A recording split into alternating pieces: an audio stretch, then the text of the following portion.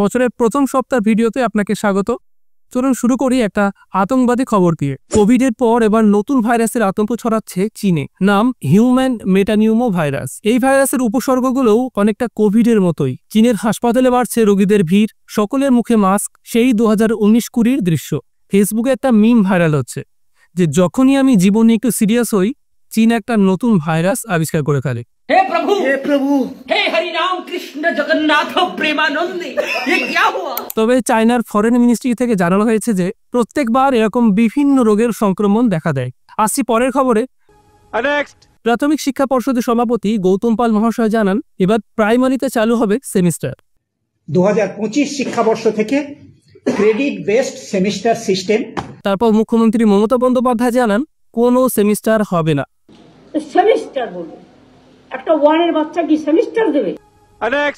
কলকাতা সংলগ্ন একটি স্কুলের 6 ক্লাসে পরীক্ষার খাতা দেখতে গিয়ে শিক্ষকরা দেখেন একটি ভ্রমণের অভিজ্ঞতা লিখতে গিয়ে এক পড়ুয়া লিখেছেন বাবা মায়ের মধ্যে কবে ঝগড়া হয়েছিল সেই গল্প। অন্য একজন মাস্টারদার পুরো নাম কি এর উত্তরে লিখেছে পুষ্পারাজ, যদিও পুষ্পারাজ বানানটা ভুল।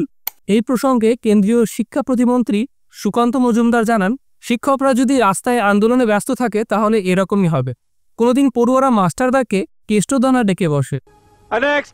গতকাল হুগলি ব্রিজে তর্কাতর্কি ও ঝামেলা করেন রাজ্যের মন্ত্রী বাবুল সুপ্রিয় ও রাজ্যের এমপি অভিজিৎ গঙ্গোপাধ্যায়। বাবুল সুপ্রিয়র অভিযোগ, অভিজিৎ বাবুর গাড়ি ভীষণ স্পিডে যাচ্ছিল ও পিছন থেকে হর্ন দিয়ে বিরক্ত করছিল। তাই উনি যখন গাড়ি থেকে নেমে বারণ করেন তখন অভিজিৎ বাবু গালাগালি করেন। অভিজিৎ গঙ্গোপাধ্যায়ের অভিযোগ যে বাবুল সুপ্রিয় তাকে গালাগালি করেছেন ও তিনি আইনের দ্বারস্থ হবেন। অনেকক্ষণ ধরে ওখান থেকে সাইলেন্ট বাজিয়ে উঠছিল।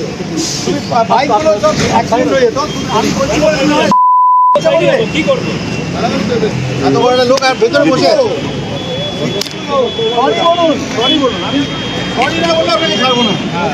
একজন বাংলা কাঁপিয়ে ভারত নাচিয়ে এসেছেন রাজনীতি করতে, আর একজন হাইকোর্টে বিচারপতির পদ থেকে ইস্তফা দিয়ে এসেছেন রাজনীতি করতে। কলকাতা ও হাওড়া পুলিশের কাছে অভিযোগ জানালেন প্রতাপ বসু নামে একজন সমাজকর্মী।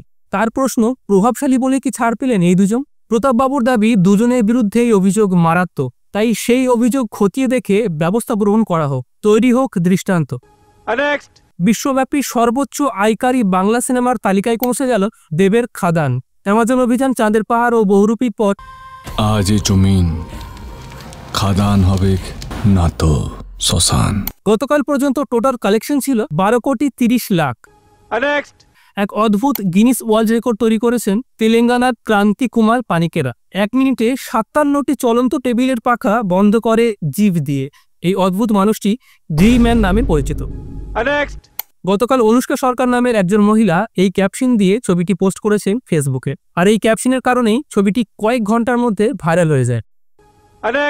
কেরালাতে এক বাইকার পুলিশকে তোয়াক্কা না করে ওভার স্পিডে যাচ্ছিল।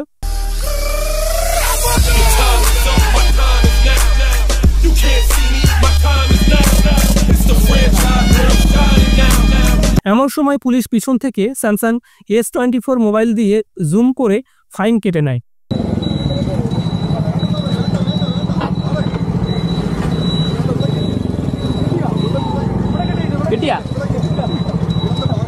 অ্যাপেলের জন্য অবশ্য মোয়ে ব্যাপার।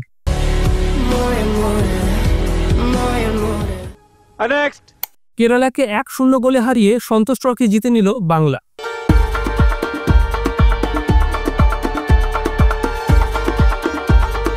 আর এই ট্রফির সঙ্গে বাংলা টিম পাবে 5 লাখ টাকা। নির্মলতা আইবিলাইক।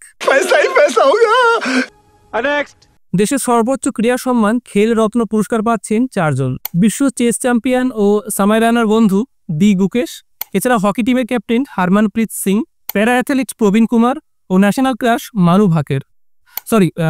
শুটার মানু ভাকের। এই পুরস্কারের আগের নাম ছিল রাজীব গান্ধী খেলরত্ন অ্যাওয়ার্ড।